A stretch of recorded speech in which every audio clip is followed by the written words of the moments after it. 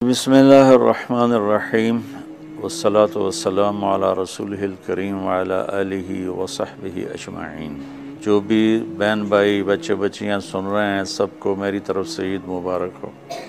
ईद की खुशी हम क्यों मनाते हैं, पहले मैं ये थोड़ा सा वाज़े कर दूँ कि रमज़ान का महीना अल्लाह ने पूरा एक हमारे लिए खुशी का महीना बनाया है, जिसमें अल्लाह की जन्नत के दरवाज़े खोल दिए जाते हैं, जहन्नुम के बंद कर दिए जाते हैं, शैतान कैद कर दिए जाते हैं, जन्नत को रोज़ाना सजाया जाता है, अल्लाह का अर्श पहले आसमान पे आ जाता है, अल्लाह की तरफ से ऐलान हो रहा होता है कोई बख्शिश चाहने वाला, कोई हाजत मांगने वाला। फ़र्ज़ 70 फ़र्ज़ों के बराबर हो जाता है और नफल फ़र्ज़ के बराबर हो जाता है, और नफल और फ़र्ज़ का फ़र्क इतना बड़ा है कि क़यामत तक 2 रकात नफल पढ़ता रहे तो फ़र्ज़ रकात के एक सजदे के बराबर नहीं। और इसमें जो मर जाते हैं अहले ईमान, उनका हिसाब नहीं होता, उनको कब्र में मुनकर नकीर नहीं आते, अल्लाह ताला उनको मुआफ़ फरमा देता है। इस तरह 29 दिन रात ये सिलसिला चलता है और आखिरी रात फिर अल्लाह ताला ऐलान फरमाते हैं कि मेरे बंदों ने रात को क़याम किया, यानी तरावी की नमाज़ पढ़ी, दिन में रोज़ा रखा, तो मैंने इस पर इन सब की बख्शिश फरमा दी। तो इस खुशी में फिर हम सब मिलकर अल्लाह की बारगाह में शुक्राने के मिलकर 2 नफल अदा करते हैं और अल्लाह का शुक्र अदा करते हैं कि या अल्लाह तेरा शुक्र है, तूने हमारे गुनाहों को माफ़ फरमाया, जहन्नम को हम पे हराम किया, जन्नत को हम पे वाजिब किया। असल तो ईद की खुशी की ये वजह है। आप ईद के लिए गुस्ल फरमाते थे और अपने कपड़ों में से अच्छे कपड़े मुंतखब फरमाते थे, और फजर की नमाज के बाद आप इशराक नहीं पढ़ते थे इस दिन। बाकी आपकी सारी ज़िंदगी का मामूल था कि फजर के बाद आप इशराक पढ़ते थे, लेकिन इस दिन आप इशराक नहीं पढ़ते थे।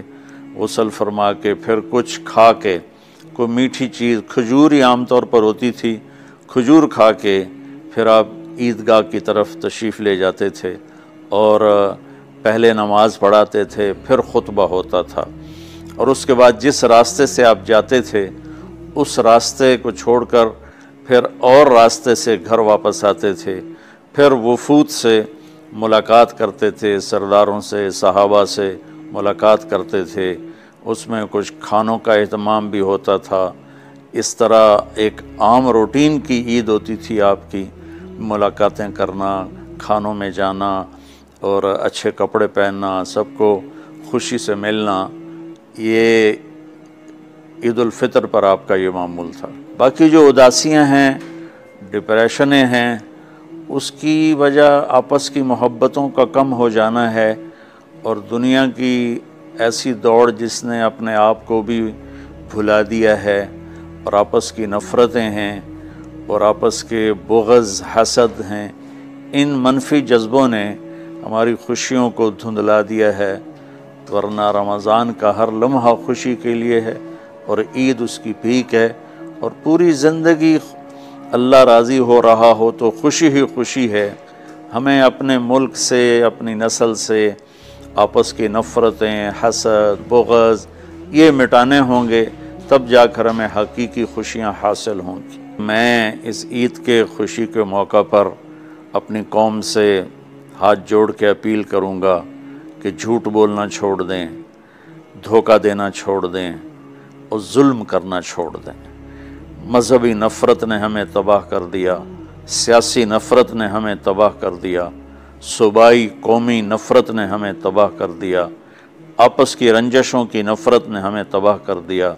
मैं सारी कौम के सामने झोली फैलाकर चारों सूबों के रहने वालों से और हर मकतब फ़िक्र से मुतालिक अहले ईमान से ये दरख्वास्त करता हूँ कि आएँ हम सच्चाई को अपना साथी बनाएं और दयानतदारी से अपने आप को आरास्ता करें और इंसाफ का साथ दें, ना जालिम बने ना जालिम का साथ दें। इस्लाम 2 चीज़ों का मजमुआ है, ایک اللہ کا حق ہے جو عبادات کی شکل میں ہے، اور ایک اللہ کے بندوں کا حق ہے جو اخلاقیات اور معاملات اور معاشرت کی شکل میں ہے۔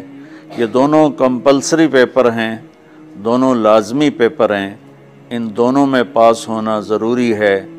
میری نماز اچھی ہے لیکن میری دکان پہ جھوٹ ہے تو نماز اس جھوٹ کی کمی کو پورا نہیں کر سکے گی۔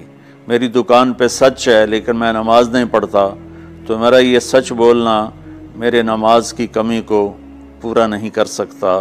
اللہ کے نبی نے دنیا سے جاتے ہوئے 2 لفظوں میں سارا دین بتا دیا تھا۔ جب آپ کے جانے کا وقت قریب تھا تو آپ 2 لفظ دہرا رہے تھے، الصلاۃ وما ملکت ایمانکم، میری امت میرے بعد ایک نماز نہ چھوڑنا، اور ایک امت کے غریب مسکین لوگوں سے، نوکر غلاموں سے اچھا سلوک کرنا۔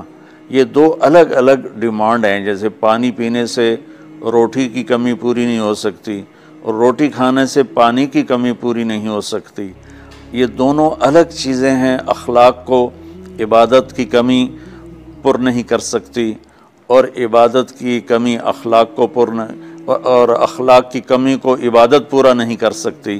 ان دونوں چیزوں میں پاس ہونا ضروری ہے، تب جا کر ایک معتدل معاشرہ وجود میں آتا ہے۔ ایک حدیث سنا کے بات ختم کرتے ہیں۔ میرے نبی وضو فرما رہے تھے تو صحابہ آپ کے وضو کا پانی گرنے نہیں دے رہے تھے، نیچے سے لے کر کوئی پی رہا تھا، کوئی منہ پہ مل رہا تھا۔ تو آپ نے فرمایا ما یحملکم علی ھذا، یہ کیا کر رہے ہو؟ وہ کہنے لگے یا رسول اللہ، اللہ اس کے رسول کی محبت میں کر رہے ہیں۔